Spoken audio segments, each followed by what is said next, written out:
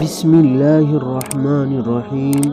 محترم دوستو، السلام علیکم ورحمۃ اللہ وبرکاتہ۔ آپ صلی اللہ علیہ وسلم کی کامیاب تجارت۔ جب آپ صلی اللہ علیہ وسلم کی ان ذاتی و کاروباری خوبیوں کا علم قریش کی ایک نہایت دولت مند، شریف مزاج، نیک نفس خاتون حضرت خدیجہ رضی اللہ تعالیٰ عنہ کو، جنہیں لوگ ان کی پاکبازی کی وجہ سے طاہرہ کے لقب سے یاد کرتے تھے، انہیں علم ہوا تو انہوں نے آپ صلی اللہ علیہ وسلم کے پاس پیغام بھیجا کہ میرے ساتھ مضاربت پر تجارت کا ارادہ فرمائیں، میں آپ کو دوسروں کے مقابلے میں نفع کا زیادہ حصہ پیش کروں گی۔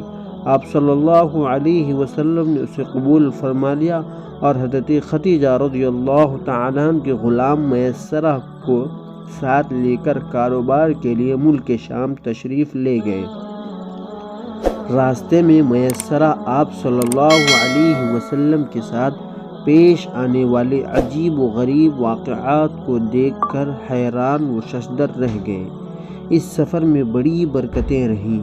آپ صلی اللہ علیہ وسلم کو مالی تجارت میں دو گنا نفع ملا۔ آپ صلی اللہ علیہ وسلم جب اس کامیاب ترین تجارت سے واپس ہو رہے تھے تو اس شان سے مکہ میں داخل ہوئے کہ آپ صلی اللہ علیہ وسلم سر مبارک پر فرشتے دھوپ سے حفاظت کے لیے اپنے پروں سے سائے کیے ہوئے تھے۔ یہ کرشمہ حضرت خدیجہ رضی اللہ تعالیٰ اور ان کی سہیلیوں نے خود اپنی آنکھوں سے مشاہدہ کیا۔ پھر ان کے غلام میسرہ نے دوران سفر پیش آئے حیرت انگیز واقعات اور حالات اس قدر سنائے کہ حضرت خدیجہ رضی اللہ تعالیٰ عنہ متاثر ہوئے بغیر نہ رہ سکی۔ سفر کے دوران جب آپ صلی اللہ علیہ وسلم ملک شام کے شہر بصرہ پہنچے تو کچھ آرام کرنے کے لیے ایک سایہ دار درخت کے نیچے بیٹھے۔ وہاں نستورہ نامی ایک راہب رہتا تھا۔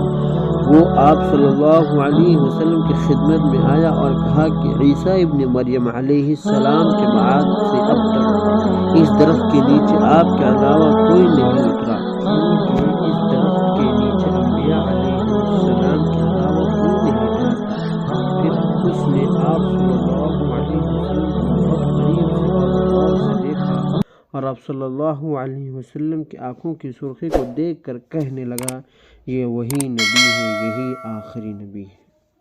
مزید واقعات سننے کے لیے ہمارے چینل کو سبسکرائب کر لیں۔ جزاکم اللہ۔ السلام علیکم ورحمۃ اللہ وبرکاتہ۔